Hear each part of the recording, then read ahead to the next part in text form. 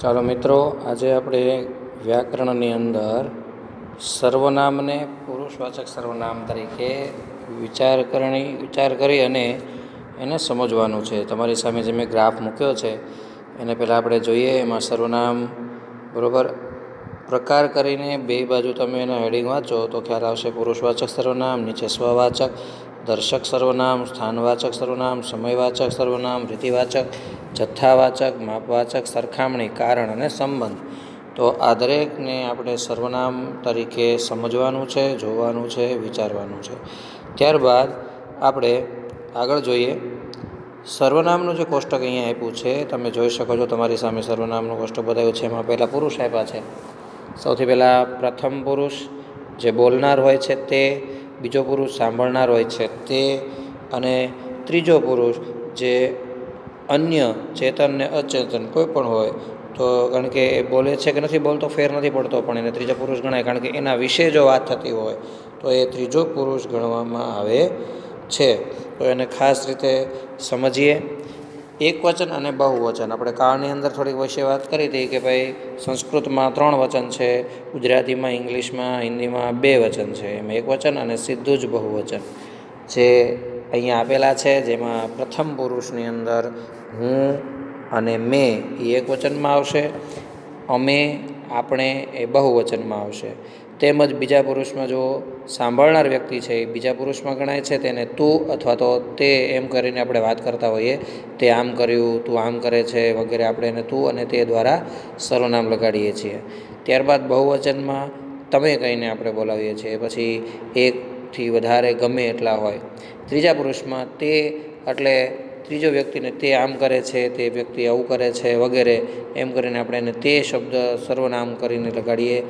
તેઓ બહુવચનમાં આપણે લગાડીએ છીએ. ત્યારબાદ તમે જો પ્રશ્નાર્થ વાક્યની અંદર જ્યારે આવે ત્યારે એમાં વચનનો પ્રશ્ન નથી રહેતો, કારણ કે કોણ શબ્દ મૂકવાથી કોઈ પણ વિષય પૂછી શકાય. કોઈ પણ પુરુષ હોય, કોઈ પણ વચન હોય તો કોણ શબ્દ દ્વારા એને પ્રશ્નાર્થક શબ્દ બનાવી શકાય છે, જેમાં ચેતન હોય કે અચેતન. શું અને કાંઈ છે એ અચેતન માટે, કોણ છે એ ચેતન માટે. ચેતન એટલે જે ચંચળતા, જે હલનચલન કરી શકે છે, સજીવ છે એના માટે છે.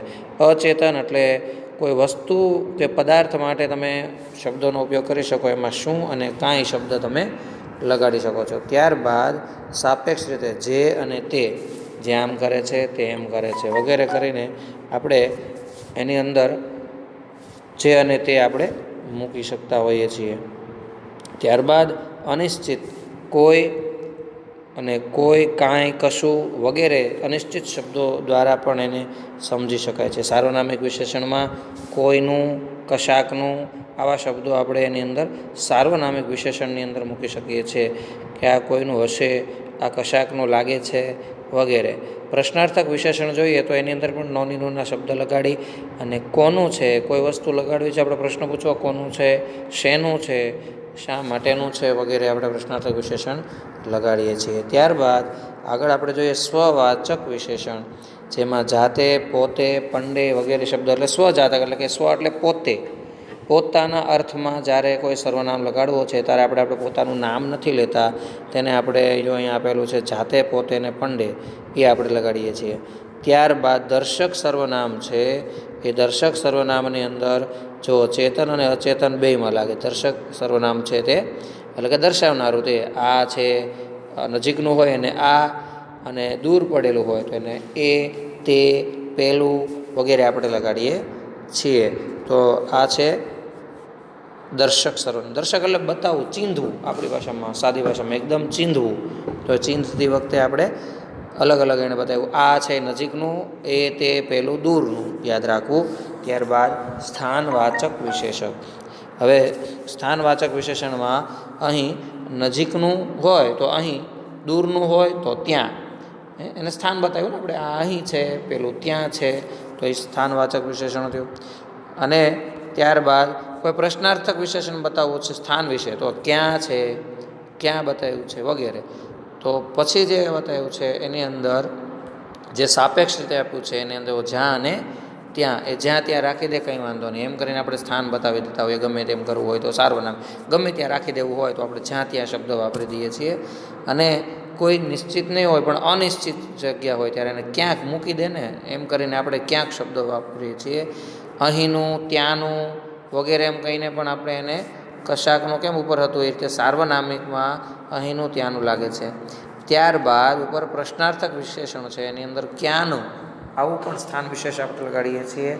અને ત્યારબાદ એણે સમયવાચક વિશેષણની વાત આપણે કરીએ તો સમયવાચકની અંદર જ્યારે સમય કંઈ બતાવવાનો છે અને સમય બતાવવાની અંદર જ્યારે સમયના અનુલક્ષીને સર્વનામ બતાવવાનું છે તો એ સમયના અનુસંધાને સર્વનામ મૂકતી વખતે એણે જ્યારે સમય બતાવ્યો છે, આ જો આપણે લખ્યું છે અત્યારે, હાલમાં, હમણાં, આ બધું શેના અર્થમાં લાગે? વર્તમાન સમયના સ્થાન પ્રમાણે લાગે કે ભાઈ વર્તમાન સમયની અંદર મારે કહેવું છે, હું એમ જ કહીશ ને હું અત્યારે બોલું છું, અત્યારે ભણાવું છું, અત્યારે તમે ભણો છો વગેરે.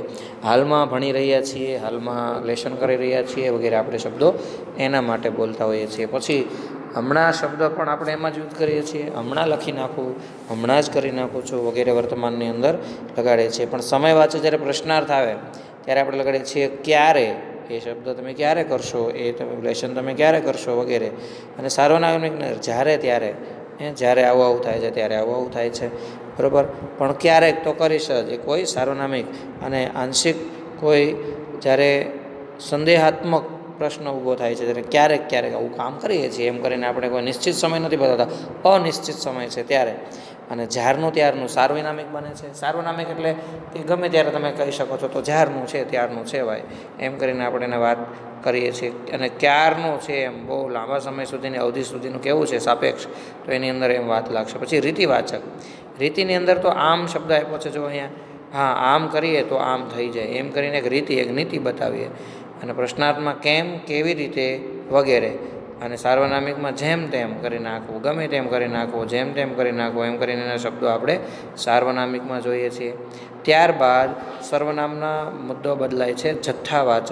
જથ્થાવાચક એટલે કેટલું કરવું છે, તો કે આટલું કરવું છે, આટલું બરાબર છે, આટલું સમજાઈ ગયું વગેરે કરીને આપણે આટલું શબ્દ વાપરીએ છીએ. ત્યારબાદ કોઈ પ્રશ્નાર્થક એમાં સાર્વનામિક ભળે ત્યારે એમાં આપ્યું છે કેટલું છે, કેટલા પ્રકારનું કરવાનું છે.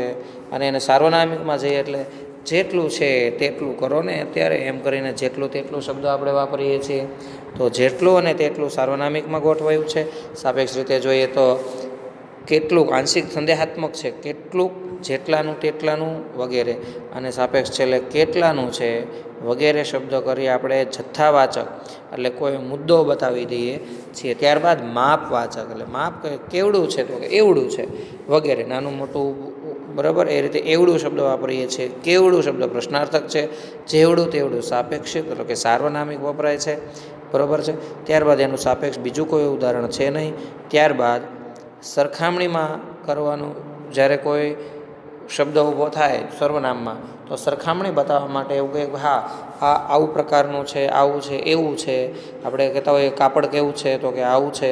કોઈ વસ્તુ પદાર્થ કેવી છે, તો આવું છે, તેવું છે વગેરે આપણે એને સર્વનામ બતાવી દઈએ છીએ. પ્રશ્નાર્થ બતાવીએ ત્યારે કેવું છે શબ્દ આપણે વાપરીએ છીએ. ત્યારબાદ સાર્વનામિકમાં જેવું અને તેવું, આ જેવું અને તેવું છે, જેવું આવું હતું તેવું જ આવું છે એમ કરીને સાર્વનામિકમાં એ ગોઠવાય છે. ત્યારબાદ કારણ બતાવવામાં આવ્યું છે તો એ કારણ ફક્ત ને ફક્ત પ્રશ્નાર્થક જ ગણવામાં આવશે. કેમ, શા માટે, શીદને વગેરે. અને ત્યારબાદ છેલ્લે સંબંધ બતાવવા માટે પણ જોઈએ તો સંબંધની અંદર કોનું, શેનું, શા માટેનું વગેરે આપણે શબ્દો જોડી અને એ પ્રશ્નાર્થક બનાવીએ તો આ કોષ્ટક જે છે એ સર્વનામના અલગ અલગ મુદ્દા દર્શાવનારું છે. ગમે ત્યારે આ શબ્દોને આપણે યુઝ કરતી વખતે આમાં જોઈ લેવું જોઈએ, સમજી વિચારીને બોલવું જોઈએ. ઘણીવાર આપણે એવા શબ્દો જોતા હોઈએ કે ગુજરાતીના સંપૂર્ણ શબ્દો કે સર્વનામોને આપણે નથી જાણતા હોતા, તો એને જાણવા માટેનું આ કોષ્ટક છે.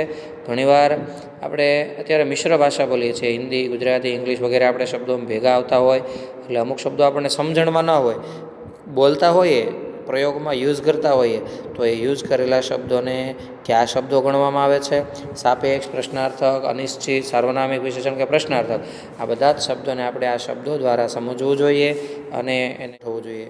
અહીં સુધી આપણે